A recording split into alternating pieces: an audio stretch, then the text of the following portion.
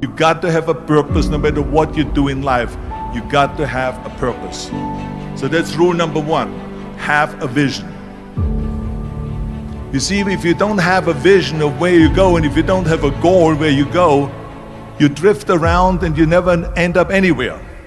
It's like you can have the best ship in the world, you can have the best airplane in the world. If the pilot or the captain doesn't know where to go, it will just drift around. It will not end up anywhere, or most likely in the wrong place. So I was very fortunate that I stumbled on my vision. Rule number two is, don't listen to the naysayers. Everything I ever did, the thing that I heard out of people's mouth was, that's impossible. That can't be done. Or no. I mean, as you know, I was born in 1947 in Austria after the Second World War. And I didn't really like Austria when I grew up. I couldn't wait to get out of there. I couldn't see myself becoming a farmer or a worker in a factory or anything like that. Even though my parents wanted me to stay there and have a normal life. My father wanted me to become a police officer like he was. My mother wanted me just to stay there. But that was their vision, not mine. My vision was totally different. I felt that I was born for something special, for something unique, for something big. So I was searching. I remember when I wanted to be a bodybuilding champion, including my parents and everyone else around me, said, this is impossible. You can't be a bodybuilding champion. That is exactly what I heard, and of course I proved to the people that it can't be done. So whenever someone said to me, it can't be done, I heard, it can be done. When they said no, I heard yes.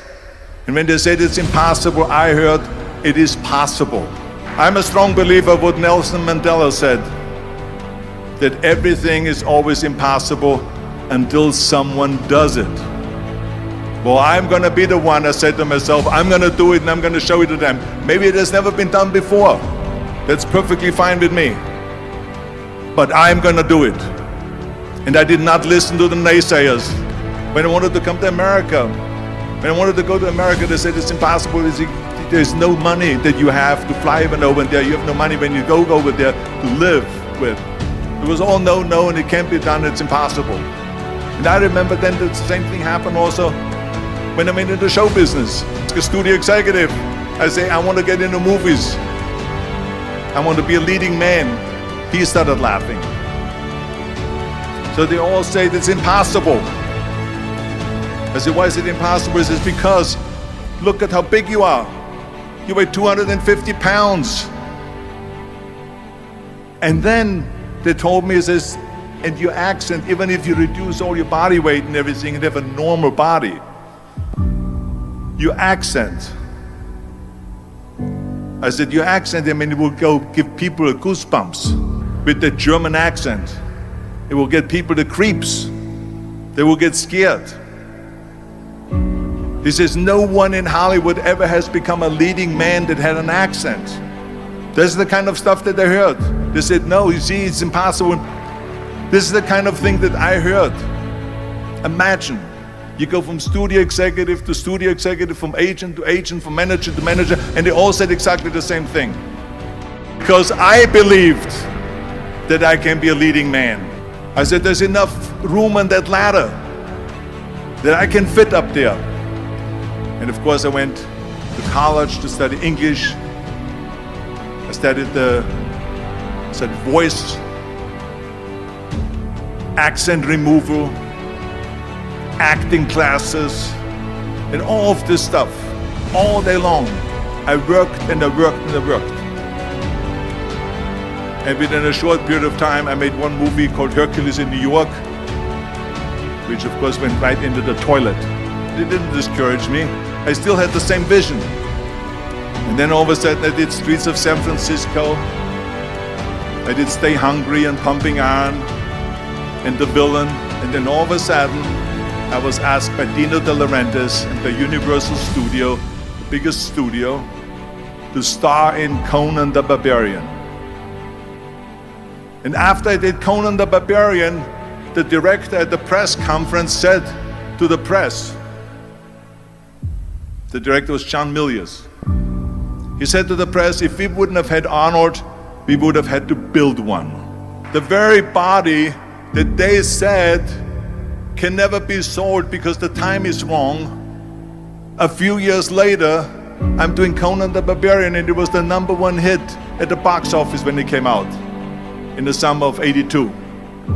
Think about that. And the director says, if we wouldn't have had his body, we would have had to build one. So all of a sudden, my body became an asset, not a liability. And the same thing was with Terminator. After we were finished filming Terminator, Jim Cameron said to the press, if Arnold wouldn't have had that accent and talked like a machine, I think the movie wouldn't have worked. The body and the accent that they attacked was an asset. But I didn't listen to those losers. I didn't listen to them at all. It's just the reality of it is that you cannot listen to the naysayers. So this is a very important lesson for all of you. If I would have listened to the naysayers, from bodybuilding to show business to politics, I would be in Austria in the Alps yodeling. So this is why I say don't listen to the naysayers. And the next thing, the third point that I'm going to make to you is work your ass off. There is no magic pill. There is no magic out there. You cannot get around. You have to work and work and work. And it drives me crazy when people say they don't have enough time to go to the gym for 45 minutes a day and work out. Or to do something for 45 minutes to an hour a day to improve. If it is physically improve or if it is mentally to improve. Imagine you read 1 hour a day about history. How much you will learn after 365 hours in 1 year. Think about if you study about the history of musicians, of composers, how much you would know. Imagine if you would work on a business, on some business that you want to develop every day for an hour. Imagine how further along you will go and get. So it drives me nuts because we have, when people say we don't have the time, we have 24 hours a day. We sleep 6 hours a day, so that gives you still 18 hours. The average person works around 8 to 10 hours. So let's assume it's 10 hours, so we have 8 hours left. Then you travel around an hour a day, maybe 2 hours a day. So now you have still 6 hours left. So what do you do with the 6 hours? What do you do with the 6 hours? Then we eat a little bit. You can see how much time there is available if you organize your day. So you got to work hard. I mean, let me tell you something. When I went to America, I went to college. I went and worked out 5 hours a day.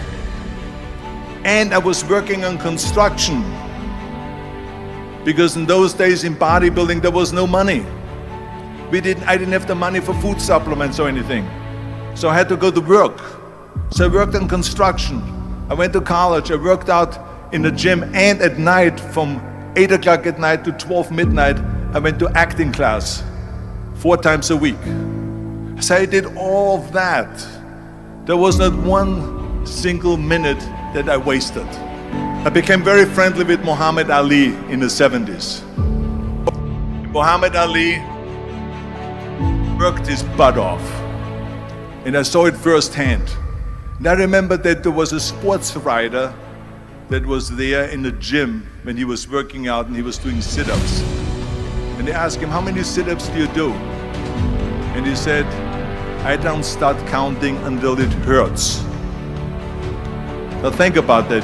He doesn't start counting his sit-ups until he feels pain.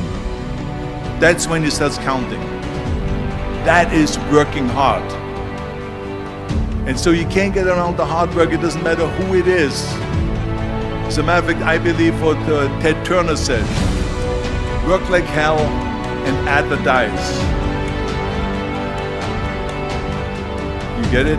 Work like hell, go to bed, and early to rise, work like hell and advertise. So you work your ass off, and then you let the world know about your work.